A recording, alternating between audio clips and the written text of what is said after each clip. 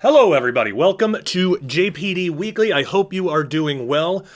First off, apologies for my appearance. Usually I try to clean myself up a little bit more than this, at least put my hair back and put a suit coat on. But I have been under the weather lately, and it's the weekend, and I haven't posted anything in a while because of a lot of different things going on, which I detailed in previous videos. But things are going well. I do want to just initially say thank you to everybody who has supported us through Nathan's journey. For those who aren't familiar, maybe you're just joining for the first time. For the past few years, my son has, my very young son, he's 8 now, but he's been dealing with cancer and remission, and now he's in, he's seeing a holistic health practitioner to cleanse his body from all the damage that the chemo did, which is actually really, really extensive. So, the thing about that is it's not covered by insurance, of course, because it's real medicine and insurance doesn't have a stake in that apparently, but so we have to pay that out of pocket. So we want to thank everybody who has helped support us, not only through prayer and just general love and encouragement, but also financially. It's been a huge help.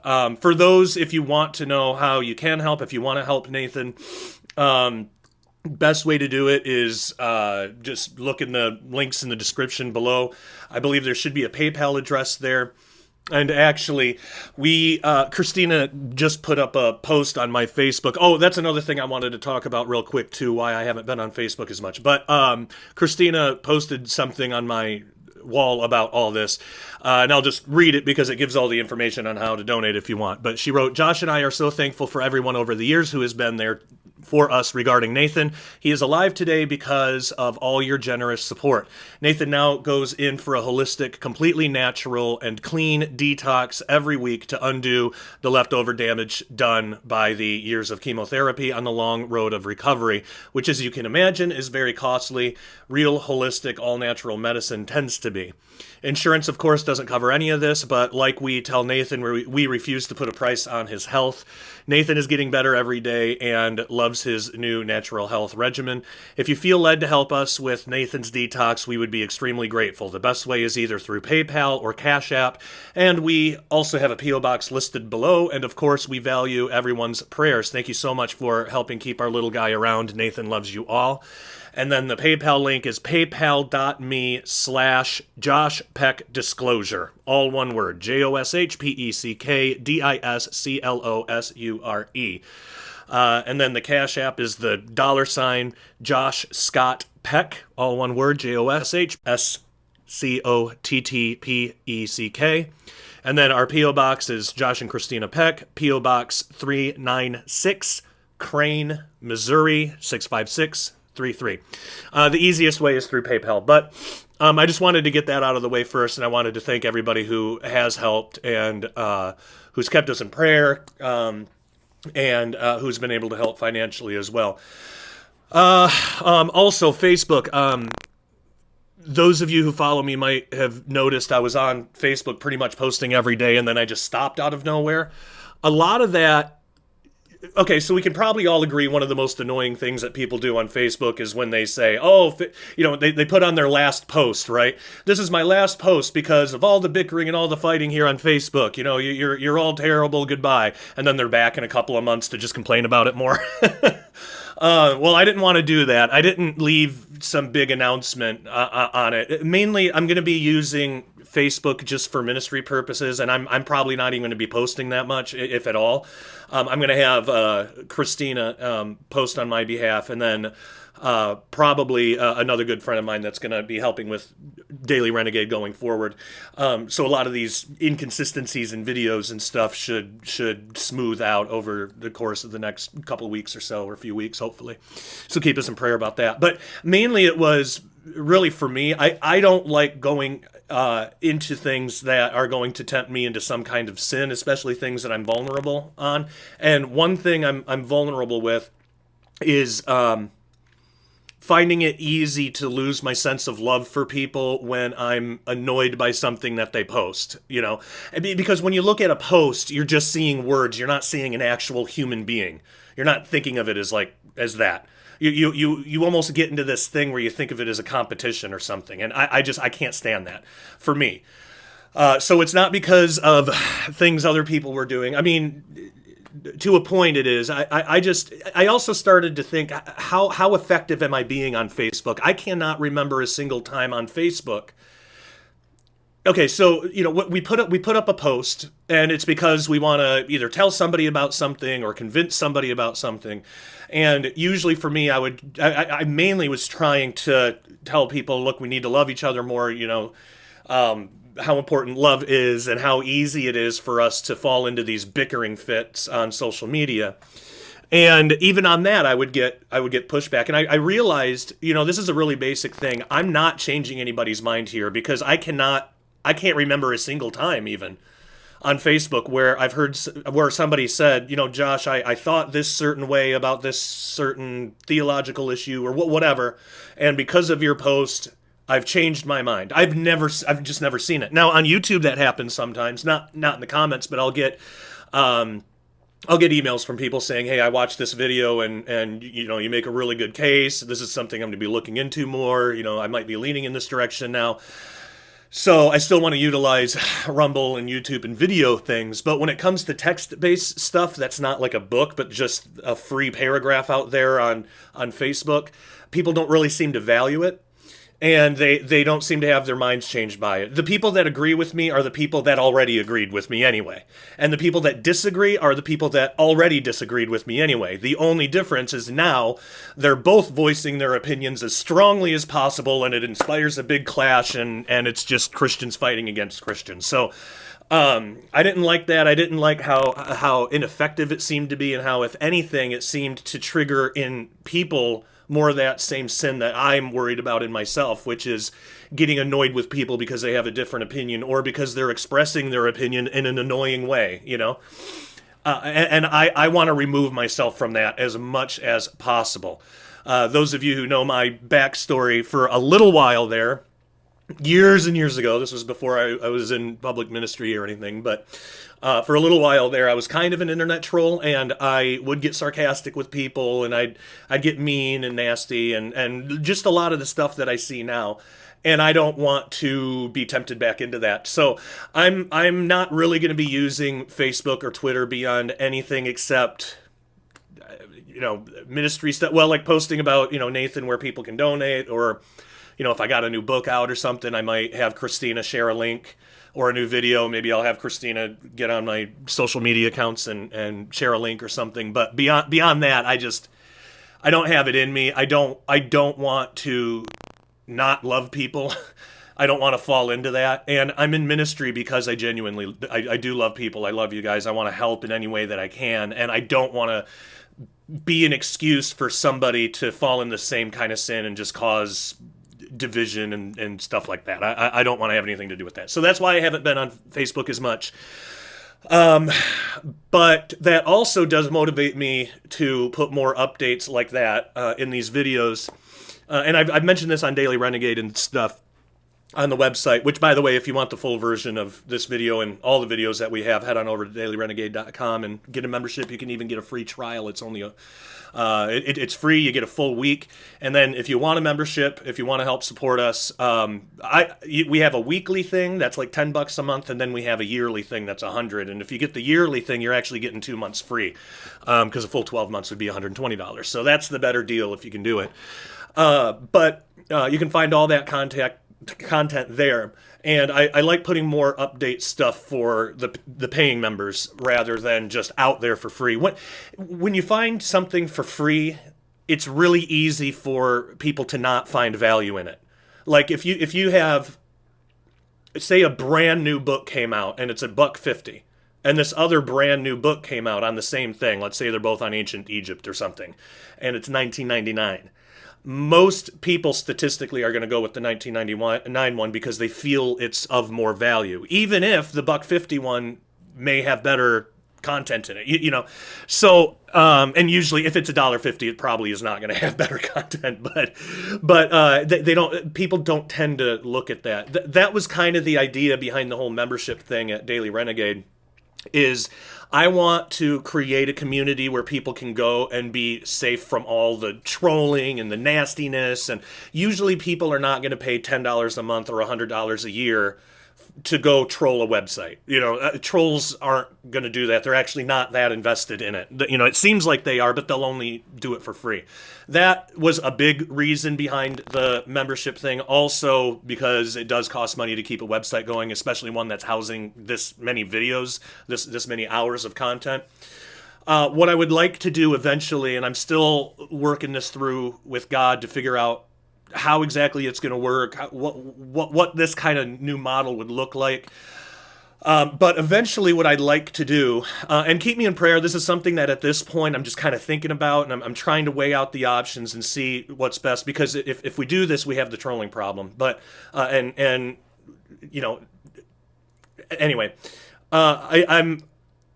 I'm thinking it might be a good idea in the future, when we can do it, to switch over from a membership base to just purely donation based. That's what I'd like to do. I want to do that carefully. I don't want to irresponsibly just jump into something like that before I know for sure that it's a God thing. And I don't know that yet. I don't know if it's a God thing or if it's just something I'm thinking. So please keep me in prayer. Pray for wisdom for that. And if God wants that change, then please ask him to make the provisions for that to happen, and of course he will. But I was wanting to do that. There's a few downsides, but one of the main downsides that would affect members is that we would be opening ourselves up to every troll in the world, basically. Because to moderate something that big, I'd have to pay somebody to do it, and if it's donation only, there's no guarantee where the funds are going to be.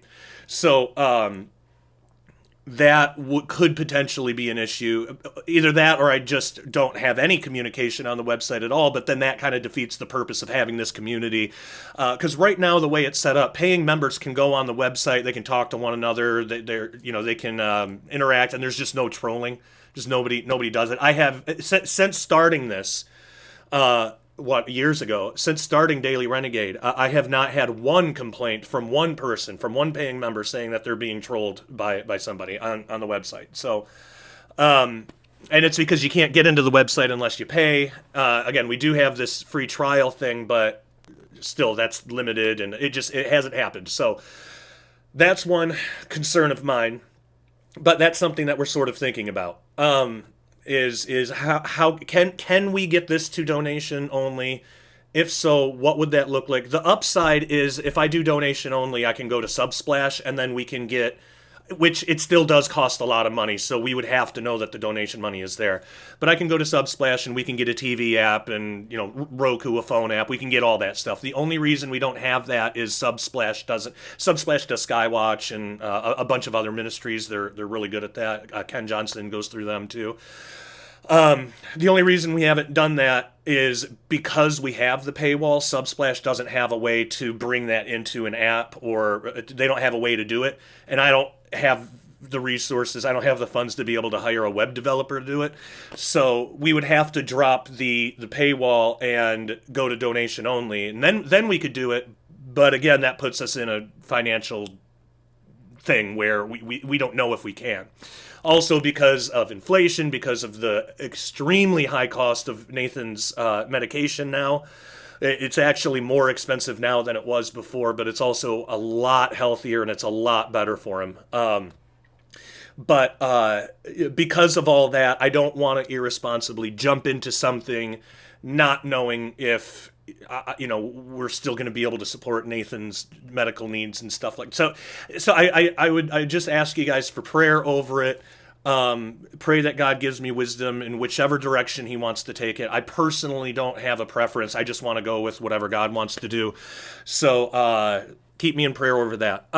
Okay, and then last announcement, which leads into today's video.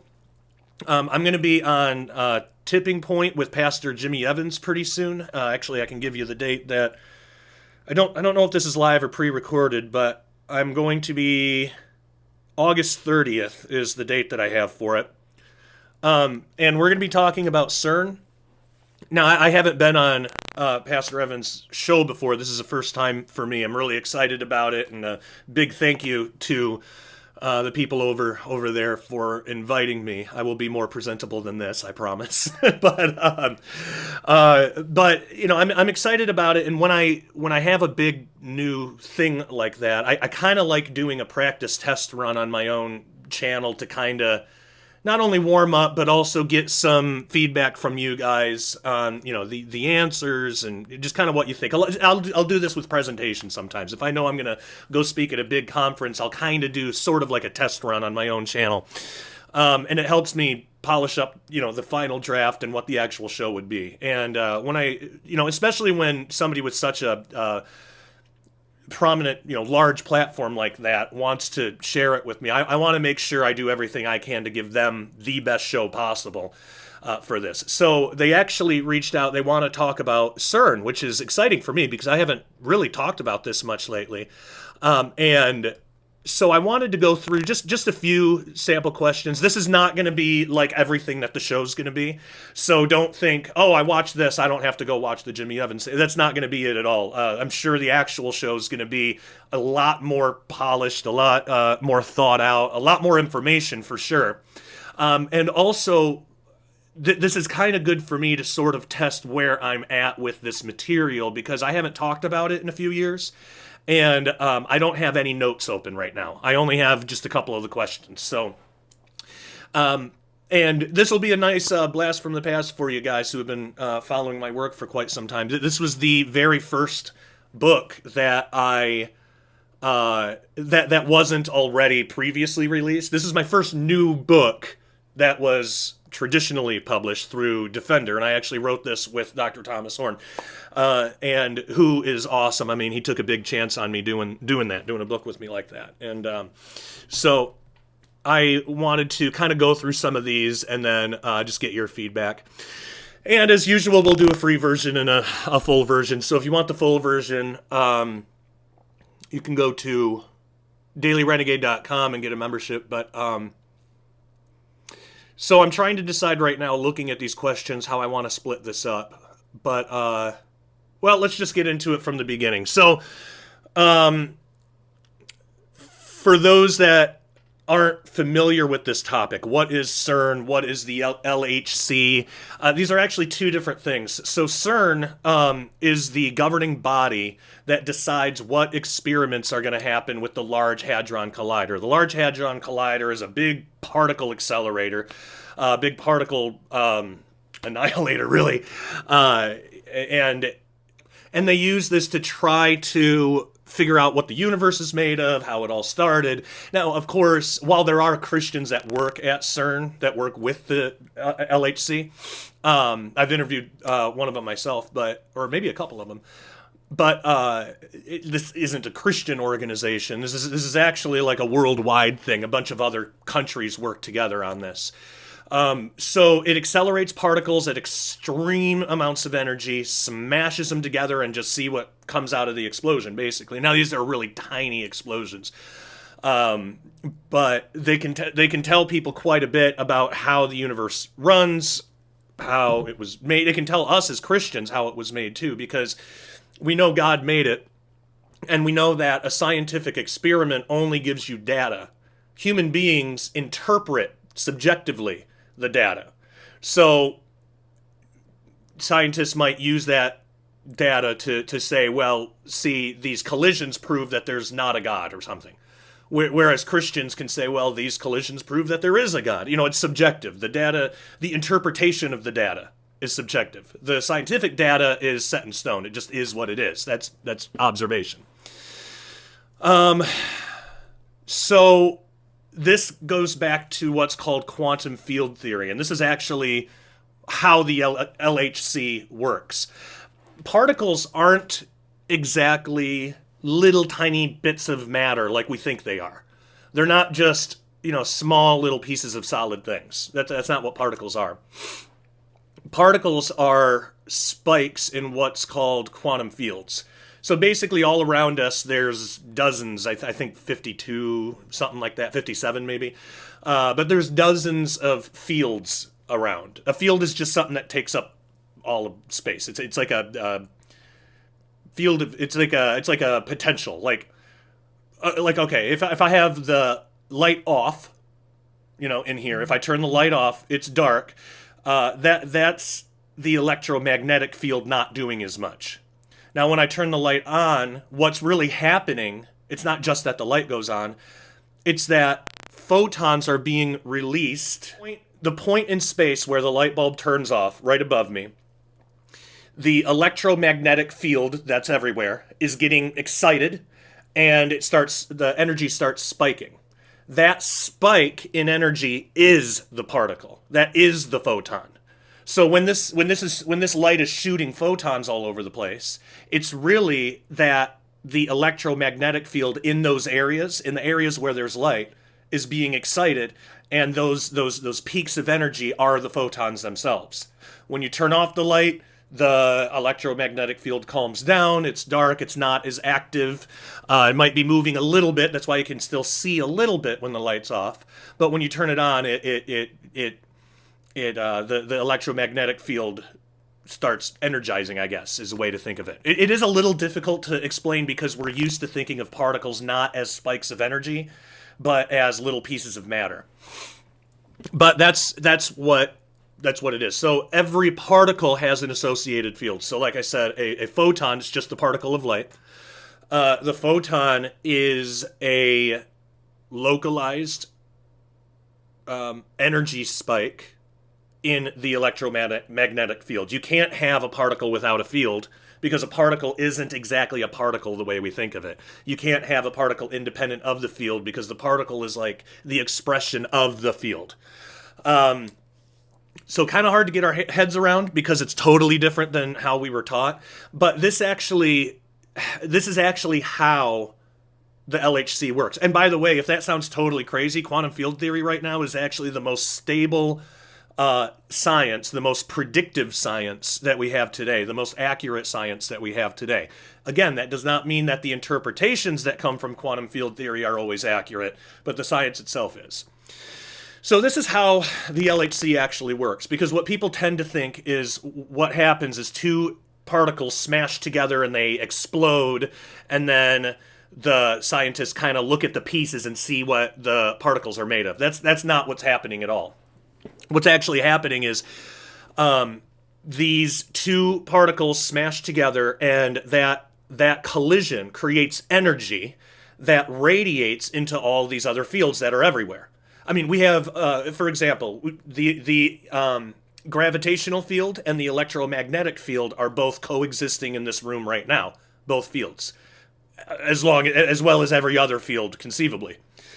So, in order to discover a new particle, a particle we don't know is there yet, we need to excite the fields and see if a new particle comes up from its energy spike. So that's what these collisions are doing. These collisions are just sending energy. It's almost like ringing a bell and seeing what around it hums, sort of.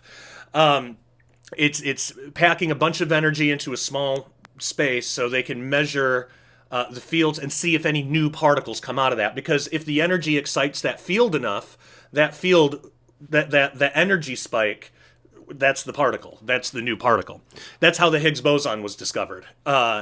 So that's how the LHC works, and that's how we actually know that this theory, this way of interpreting particles and really just all of nature is actually correct. Because if not, the LHC wouldn't work. All it would do is just cause little tiny explosions, and it wouldn't result in anything. So I brought up the Higgs boson. That was discovered in 2012, but this is really a good example of the media's ineffectiveness in reporting news in science, especially quantum physics, because the media called this the God particle, for one, and they said this particle gives objects mass. That is not what's happening. The particle doesn't give anything. The particle is only an expression of the field. The particle is only proof that the field exists. The Higgs field is what's really interesting. What this means, and you didn't hear this in the media, all you heard was God particle all the time. The only thing the Higgs boson has to do with God is that God created it, just like all the other particles. So, God particle was a bad name. There's actually a story behind why they called it that, and I have that in Abaddon Ascending if you want to check it out, skywatchtvstore.com. But what it tells us is that our mass is actually a quality that we have because of an interaction. Mass isn't something that you just have in you. Mass is an interaction with the Higgs field. So, for example, if there was no Higgs field, you would have no mass. Photons, they do not interact with the Higgs field, so they because of that, they have no mass. It's saying the same thing in two different ways. Photons have no mass, photons don't interact with the Higgs field. It's saying the exact same thing in two different ways. It's not one is one way because of the other. They're both the same. So a lack of interaction with the Higgs field means a lack of mass. That interaction we would just call mass. Just like, some kind of electric interaction, we might call a shock or a charge. It's not that you touching the electric wire, like that is the interaction. It's not the interaction caused the shock. The shock is the interaction. Maybe that'll help make sense. But that tells us that a big piece of how God created the universe, that there's this Higgs field and that our mass is really just an interaction with this Higgs field, which is really interesting. But it explains how you can have something that's massless, like a photon, but it still exists. It's because mass is not substance. Mass isn't like matter. Those two terms aren't interchangeable. Mass isn't. It's just a word that we put on for an interaction. But we didn't know that for sure until 2012. So that's some of the cool stuff that CERN can do. Now, what about some of the darker stuff? Is CERN trying to open a portal? I wrote about the possibility of that in Abaddon Ascending because there have been statements made by their science directors, such as Sergio Bertolucci, and he said that one of the goals was to try to discover extra dimensions and probe them, explore them, map them out. Now, there's obviously, as Christians, that gives us pause because we wonder, okay, is this really extra dimensions or is this like the spirit world, and what's the difference? Strangely enough, when you really compare the two, what science says about extra dimensions and just what the Bible says about heaven, the realm of heaven and angels and all of that, they don't really contradict. At least not anything that I can find. We tend to think of the spirit world as a place of ghosts, that we're solid and they're not and they go through us. But I think it's actually the opposite. I think they're more solid than us, but when you have access to more dimensions than 3, you can go around a 3D, like a 3D enclosed place. You can go around it in the 4th dimension, but to a 3-dimensional person, it would look like you just walked through the wall. I have another book, Unraveling the Multiverse, if you're interested in extra dimensions and stuff. I go way more into it in that. So it does seem that that's at least a goal of CERN's. Now, are they actively trying to do that now? I don't know. If they are, they're doing it in secret. But I don't personally think that they have the power yet to do something like that. Because as of right now, and I know that CERN just got turned back, or the LHC, excuse me, see, even I mix them up, but I've heard that the LHC just got turned back on at higher power levels. I don't know which part of the machine those improvements were made on, and I also don't know to what extent yet, because when I first researched this, CERN was basically only doing what cosmic rays are doing when they enter our atmosphere. So we have cosmic rays entering our atmosphere all the time. That's basically a natural particle collider all around the Earth. These cosmic rays come in at extraordinary speeds and they collide into the particles in our atmosphere, and they do the same thing all over that the LHC is doing. The only difference with the LHC is that it's focused and localized, but it's the cosmic rays, the last time I checked, were more powerful than the LHC. I don't know yet. I have to look into it. Don't know yet if that's still the case. But we would have to see, and we would have to see if that is the case. Does that mean that it's more dangerous? Because, for example, we're not seeing a whole bunch of black holes open in our atmosphere every day. I mean, there might be tiny microscopic like quantum level black holes, like no bigger than an atom, maybe. That kind of thing can even happen at CERN, but those black holes are so weak they close up almost immediately. They don't have enough power to really get going into something dangerous. The collision would have to be a lot bigger for something like that. But there's another possibility where if they're not opening a portal that's so large that they can send like a Mars rover type of thing, some type of probe or drone or something through it, there's a possibility of a communication system that could be developed at CERN fairly easily. I mean, I don't want to say easy, but once gravitons are officially, discovered and understood. And let me talk about that for a minute.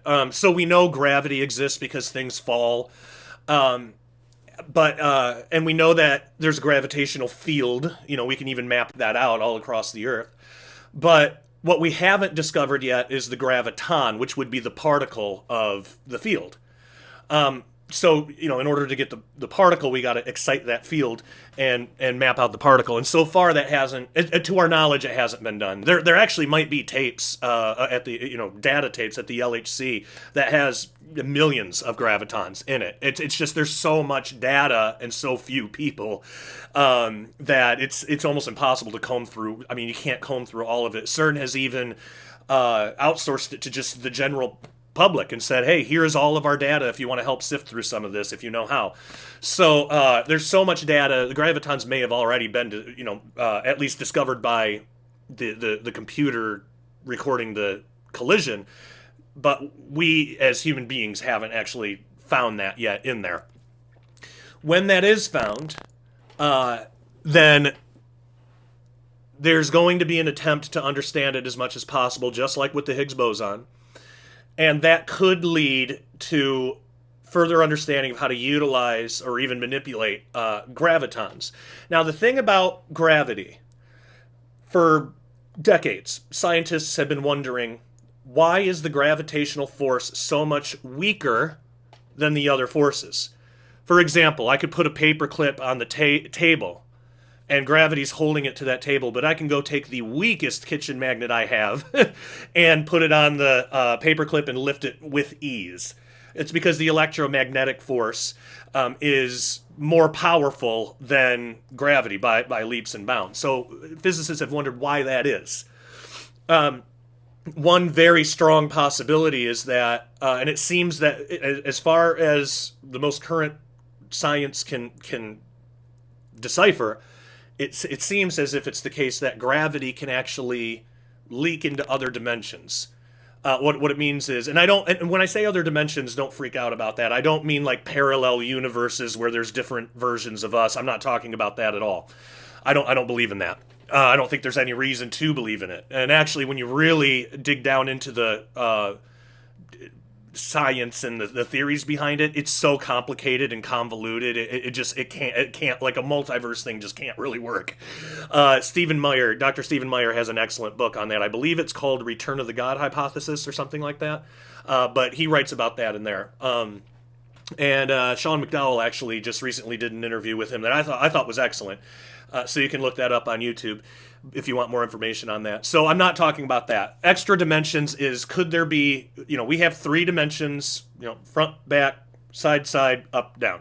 Could there be a 4th extra spatial of space dimension that we can't see or perceive? And so that's more what I'm talking about. So it's possible that gravity could actually leak into these dimensions, or these higher dimensions. What's interesting about that is if that's true, that probably would explain dark matter.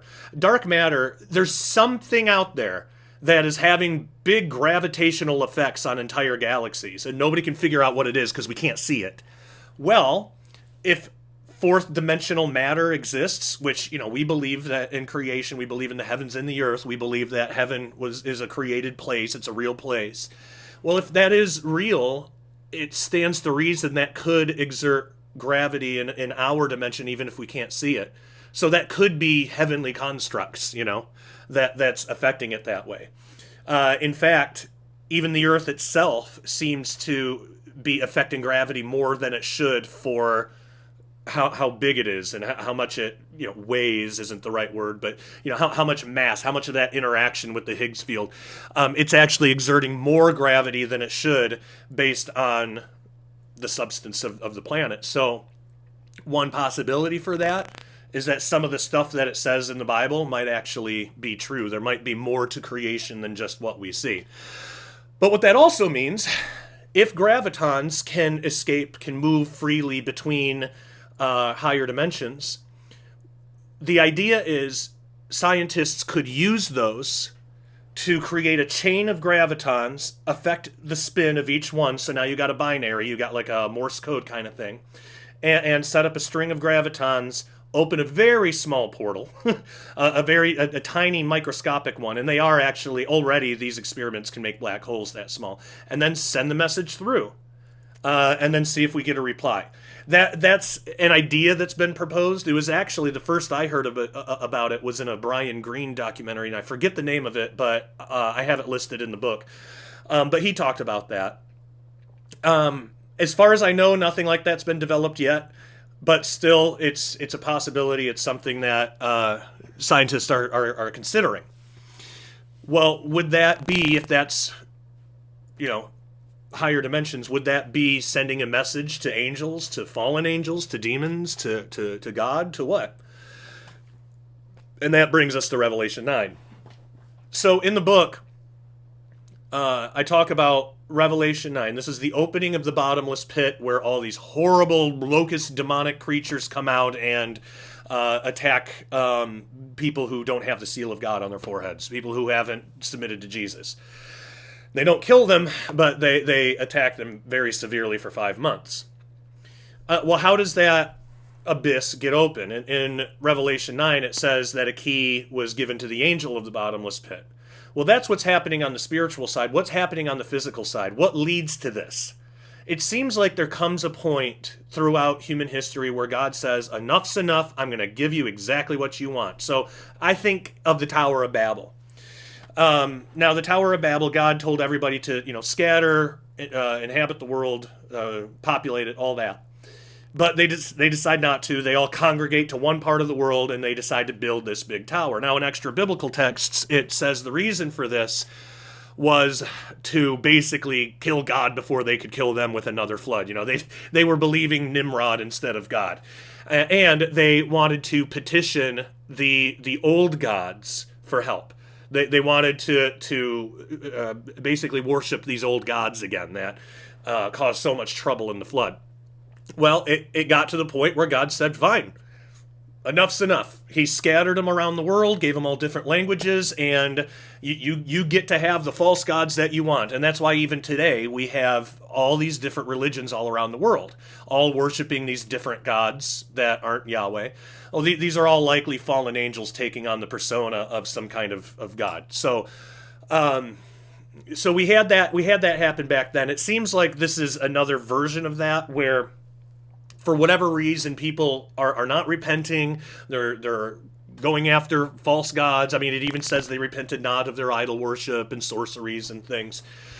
What if that is using something like CERN or using some kind of gravitational communication device to try to connect with these false gods? Now, if they're scientists, they would probably interpret it as extra-dimensional beings and just say it's that. They probably wouldn't connect them with ancient gods, or maybe they would. But what would really be happening? Well, they're not trying to contact God at all. They're trying to contact something else, and that might be idol worship there. So, or at least a form of it. So it could be that God says, "Fine, enough's enough."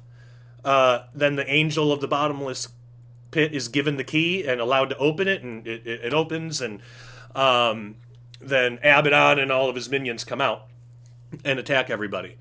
So there could be something to that. Also, we kind of can get a sense of the identity of these beings if we go back to Ezekiel 1. In Ezekiel 1, we get a description of the cherubim that surround the throne. Well, when you compare those, like for example, there's a lot of lion imagery. There's one that says on one side, and this could be interpreted in a couple different ways, but there's something in Ezekiel 1 that says on one side was a lion's face, on one side was a man's face. Now, does that mean one side was a full lion's face and the other side was a full man, or was it bisected vertically? Well, in the book, I suggest possibly that means that on this one face, this one full complete face, it's bisected vertically, and half is lion and half is man. Lion on one side, man on the other. So half a man's face melded with half a lion's face. Well, what's interesting is in Revelation 9, you get that same kind of thing, but it's bisected horizontally now. It says it has the hair of women but teeth of lions. So we get the same human to lion ratio of the face, but instead of being vertical, it's inverted horizontally. So that to me, and there's a few other things like that too that I go through in the book, but a lot of other things actually. But that to me leads me to wonder, are these fallen cherubim? And we know that like cherubim, watcher, seraphim, all of these are more job titles rather than like species. So you could potentially, I suppose, have one that's also the other, because obviously there's connection to the flood with this too. It says they torment man 5 months. When you go back into Genesis, the flood, where these Nephilim were dying. I mean, these were the children of the fallen angels. Or they're being drowned in the flood. Enoch says that the fallen angels were just like absolutely heartbroken and terrified about this. I mean, these were their kids dying and stuff. So. It could be that this is like their revenge. They're getting revenge on humanity for 5 months for what happened, even though it's a twisted form of revenge, because what did humanity do, So there's a lot of really interesting connections between all that. So that could be how CERN might be used to open a portal, start some kind of communication, do something. Or it might not even be CERN at all. It could be some other future collider that has more energy that, at a future time. Or it might not have anything to do whatsoever with particle colliders. It might not have anything to do whatsoever with CERN or anything. So I'm not saying that we have to interpret Revelation 9 like that. My guess is probably not, but it's still interesting to think about, and something we should at least consider as a possibility, and keep our eyes on CERN to see what they're doing and what's going on. There's also something called the Higgs field doomsday, and this is something that CERN could potentially initiate, and this is something that actually certain physicists are at least concerned enough about to make presentations about it. So, and these aren't even necessarily Christian physicists. These are just physicists. Let's talk about that on the other side. I'm going to call it good here for free, for people viewing for free. If you're viewing for free on YouTube, Rumble, or any of our other places, thank you so much for watching this video. Please consider getting a membership at dailyrenegade.com. You can get a free trial, and then you can go and find the rest of this video. We're going to be talking about that and some other things. This Higgs field doomsday thing is pretty cool. You're not going to want to miss it. So head on over there, and you can find the link in the description below. Again, it's only $10 a month or $100 a year, and the better deal is the $100 a year. By the way, guys, if you want to be a new member and you're saying, it's too much money, but if you gave me like 20% off, I could do it. Let me know if enough people. If enough people are in that situation, I'll absolutely do that. Absolutely. But I just let me know what I can do for you. I'm here to serve as much as I can. So yeah, I think we're going to call it good there. Thank you so much for watching. Members, if you're viewing this on the Daily Renegade website, just hang on the line. You don't have to do anything. We'll just play right through the break. And for everybody else, thank you so much. Hope to see you at dailyrenegade.com. Until next time, take care. God bless. Concerning the economically unstable times that we live in, it is a great idea to convert some of your savings into real money. Now, there is a big difference between real money and what we call money, which is actually just currency. So our dollar is currency, which fluctuates. Real money, on the other hand, like silver, for example, is a store of value over time. The best way to think of it is like this. If you had saved $1,000 in cash back in the late 60s, the late 1960s, that $1,000 would still be $1,000 technically, but it would buy you significantly less today due to inflation. Now, if you had saved that same $1,000 in silver back in the 1960s, today it would be worth around $28,000. So one of the best ways to protect your purchasing power is in real money, more specifically, silver.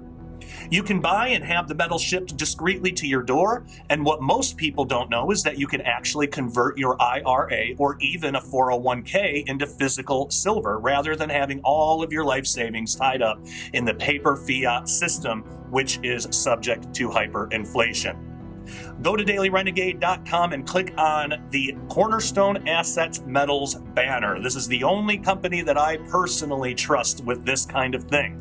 Click on that and sign up to get your free silver report today. One of the financial experts will speak with you to find out the best way to protect your savings going forward in these uncertain times.